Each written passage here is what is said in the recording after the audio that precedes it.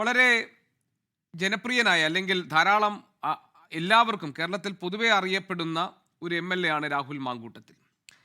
ഈ സംഭവം അദ്ദേഹത്തിനെതിരെ പരാതി ഉണ്ടാകുന്ന ആ ദിവസം കണ്ണാടി എന്ന പ്രദേശത്ത് തെരഞ്ഞെടുപ്പ് പ്രചാരണ പരിപാടികൾ വളരെ സജീവമായി നിൽക്കുകയായിരുന്നു MLA.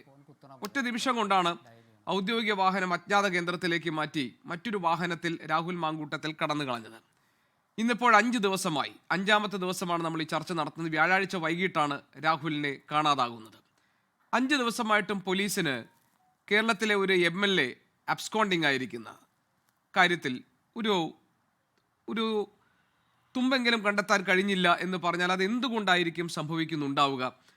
ഒന്നാമത്തെ കാര്യം, ഇപ്പോൾ ഒരു ചുവന്ന പോളോ കാറിലാണ് പോയതെന്ന് പറയുന്നു. അതൊരു സിനിമാ താരത്തിൻ്റെതാണ് എന്ന സംശയങ്ങൾ പ്രചരിക്കപ്പെടുന്നുണ്ട്.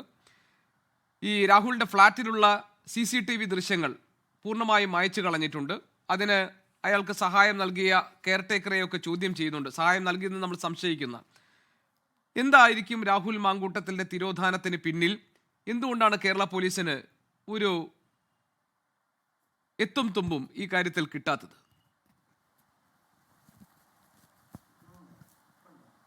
അല്ല, രാഹുൽ മാങ്കൂട്ടത്തിനെ സംബന്ധിച്ചും അദ്ദേഹത്തിന് ഈ പോലീസ് അന്വേഷണത്തിൻ്റെ ഗതിവിഗതികളൊക്കെ നന്നായിട്ട് അറിയുന്ന ആളാണ്. അത് അദ്ദേഹം ശരിക്കും പഠിച്ചിട്ട് പ്രവർത്തിച്ചിരിക്കുന്ന ഒരു വ്യക്തിയാണെന്ന് നമുക്കെല്ലാവർക്കും അറിയാം. അപ്പോൾ ഈ കേസ് വരുമെന്നും പോലീസ് കേസ് രജിസ്റ്റർ ചെയ്യാൻ സാധ്യതയുണ്ടെന്നും അദ്ദേഹത്തിന് മുൻകൂട്ടി അറിയാം. അദ്ദേഹം തന്നെ പറഞ്ഞിട്ടുണ്ട്, കേസ് വന്നേക്കാം, വരുമ്പോൾ കഴിഞ്ഞ് നോക്കാം എന്നൊക്കെ അദ്ദേഹം പരസ്യമായിട്ട് പ്രഖ്യാപിക്കുകയും ചെയ്തു. അപ്പോൾ എന്തായാലും ശരി, ഇത് കുറേ നാളുകളായിട്ട് അദ്ദേഹത്തിന് പിന്തുടരുന്ന ഒരു പ്രശ്നമായതുകൊണ്ട് അദ്ദേഹത്തിന് ഈ ഒരു കേസ് രജിസ്റ്റർ ചെയ്ത് കഴിഞ്ഞാൽ അറസ്റ്റിൽ നിന്ന് ഒഴിവാകുന്നതിനും ഒളിത്താവളങ്ങൾ സംഘടിപ്പിക്കുന്നതിലും അദ്ദേഹത്തിന് അവിടെ നിന്ന് രക്ഷപ്പെടുന്നതിന് വേണ്ടിയിട്ടും എല്ലാ ഒരുക്കങ്ങളും അദ്ദേഹം ഒന്നിൽ കൂടുതൽ മാർഗേണ അദ്ദേഹം ചെയ്തിട്ടുണ്ടാവും. അതുകൊണ്ട് അദ്ദേഹം പോയി എന്ന് പറയുന്നത് പെട്ടെന്ന് ആകസ്മികമായിട്ടുണ്ടായത്. അത് വളരെ ആസൂത്രണത്തോടുകൂടി മുൻകൂട്ടി പദ്ധതി ഇട്ടതിൻ്റെ പശ്ചാത്തലത്തിലാണ് ഉണ്ടായത്. അതുകൊണ്ടായിരിക്കും പോലീസിനെ സംബന്ധിച്ചോളം കേസ് രജിസ്റ്റർ ചെയ്തതോട് കൂടിയിട്ട് വ്യാപകമായി അന്വേഷിച്ച് പോലീസ് എങ്ങനെയെങ്കിലും അറസ്റ്റ് ചെയ്യണം എന്നുള്ള വളരെ വ്യഗ്രതയോട് കൂടിയിട്ടുള്ള, വളരെ തത്വദീക്ഷയോട് കൂടിയിട്ടുള്ള ശ്രമം നടത്തിയിരുന്നു. പക്ഷേ ആ ശ്രമം നടത്തുന്നതിന് മുമ്പ് തന്നെ അദ്ദേഹത്തിന് അവിടെ നിന്ന് രക്ഷപ്പെടാൻ അദ്ദേഹത്തിൻ്റെ സഹായികളും അദ്ദേഹത്തിൻ്റെ സൗകര്യങ്ങളും സഹായിച്ചു എന്നുള്ളതാണ്. അതുകൊണ്ട് പിന്നെ അദ്ദേഹം ഫോൺ ഉപയോഗിക്കുന്നത്. പക്ഷേ ഈ ആവശ്യമുള്ള രേഖകളൊക്കെ കോടതിയിൽ എത്തിക്കേണ്ട രേഖകളൊക്കെ കൃത്യമായി എത്തിക്കാൻ രാഹുൽ മാങ്കൂട്ടത്തിന് കഴിയുന്നുണ്ട്. കാരണം മുൻകൂർ ജാമ്യ ഹർജി സമർപ്പിച്ച ശേഷം 2 തവണയായി ഈ ഡിജിറ്റൽ രേഖകൾ അടക്കമുള്ള രേഖകൾ കോടതിയിൽ അഭിഭാഷകൻ മുഖേന എത്തിക്കാൻ രാഹുൽ മാങ്കൂട്ടത്തിൽ കഴിയുന്നുണ്ട്. ഈ ഒളിവിൽ കഴിഞ്ഞിരിക്കുമ്പോൾ തന്നെ ഇവിടെ ലുക്കൌട്ട് നോട്ടീസ് പുറപ്പെടുവിക്കുന്നു. ബംഗളൂരുവിലും കോയമ്പത്തൂരും അതേപോലെ പാലക്കാടും ഒക്കെ കേന്ദ്രീകരിച്ച് പോലീസിൻ്റെ വിദഗ്ധമായ സൂക്ഷ്മമായ പരിശോധനകളും അന്വേഷണവും ഒക്കെ നടക്കുന്നു. പക്ഷേ രാഹുൽ മാങ്കൂട്ടത്തിൽ ഒളിവിൽ തന്നെയാണ്. ഇന്നിപ്പോൾ 3 ഡിജിറ്റൽ തെളിവുകൾ, പരാതിക്കാരിക്കെതിരെയുള്ള 3 ഡിജിറ്റൽ തെളിവുകൾ ഈ 3 ഡോക്യുമെൻ്റ് ഫയലുകളിലായിട്ട് കോടതിയിൽ സമർപ്പിച്ചിട്ടുണ്ട് രാഹുൽ. അതായത് ചിത്രങ്ങൾ, വാട്സാപ്പ് ചാറ്റുകൾ, അതിൻ്റെ ഹാഷ് വാല്യൂ സർട്ടിഫിക്കറ്റ്, അതിൻ്റെ ഫോൺ സംഭാഷണങ്ങൾ, ഇതൊക്കെ തെളിവുകളായി കോടതിയിൽ എത്തിക്കാൻ രാഹുൽ മാങ്കൂട്ടത്തിൽ കഴിയുന്നുണ്ട്. പക്ഷേ MLA എവിടെയാണെന്നുള്ളതിൻ്റെ ഒരു പിടിയും കേരള പോലീസിനില്ല.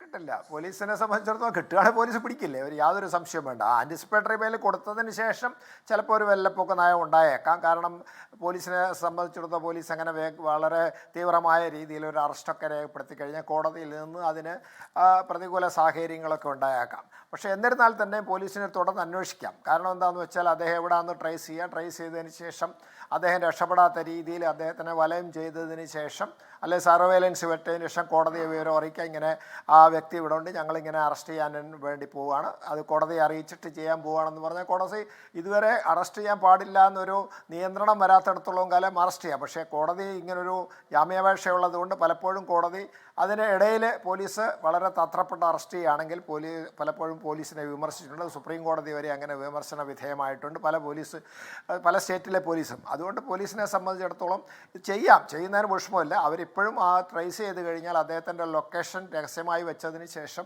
കോടതിയെ അറിയിച്ചതിന് ശേഷം, കോടതിയുടെ അനുവാദത്തോടു കൂടിയിട്ട്, അത് രഹസ്യ അനുവാദത്തോടു കൂടി തന്നെ അവരൊക്കെ അറസ്റ്റ് ചെയ്യാൻ ബുദ്ധിമുട്ടില്ല.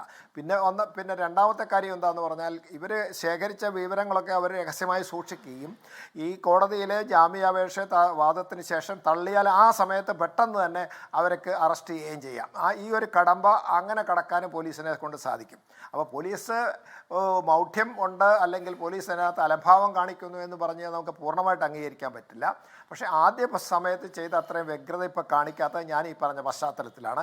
അതുകൊണ്ട് അവർക്ക് ഏതെങ്കിലും രീതിയിൽ വിവരം കിട്ടിയാൽ ഒരു രീതിയിലും അത് പുറത്തേക്ക് അറിയില്ല. അത് തൽക്കാലം അവർ രഹസ്യ സ്വഭാവത്തോടു കൂടി സൂക്ഷിക്കുകയും അങ്ങനെ ജാമ്യാപേക്ഷ ലളിതമായി ചോദിച്ചാൽ ഈ മുൻകൂർ ജാമ്യാപേക്ഷ പരിഗണിച്ച് അതിലൊരു തീരുമാനം വരുന്നതിന് മുൻപ് രാഹുൽ മാങ്കൂട്ടത്തിലിനെ പിടിക്കാൻ കഴിയാതെ പോയാൽ അത് കേരള പോലീസിന് നാണക്കേടല്ലേ? അല്ല, അങ്ങനെ നമുക്ക് പറയാൻ പറ്റില്ല. കാരണം ലോകത്തുള്ള എല്ലാ കേസുകളിലും എല്ലാവർക്കും അറസ്റ്റ് ചെയ്യാൻ പറ്റുമോ? പക്ഷേ അത് നമ്മൾ പോലീസിനെ സംബന്ധിച്ചുള്ള അവരെ ആത്മാർത്ഥമായി സത്യസന്ധമായിട്ട് യാതൊരു വിട്ടുവീഴ്ച മനോഭാവവും ഇല്ലാതെ അവരുടെ ലക്ഷ്യത്തിലെത്താൻ വേണ്ടിയിട്ട് തീവ്ര പരിശ്രമം നടത്തുക എന്ന് മാത്രമേ പോലീസിന് ചെയ്യാൻ പറ്റുള്ളൂ. അതിന് ഫലം കിട്ടിയെന്ന് വരാം, കിട്ടാതിരിക്കാൻ വയ്യ.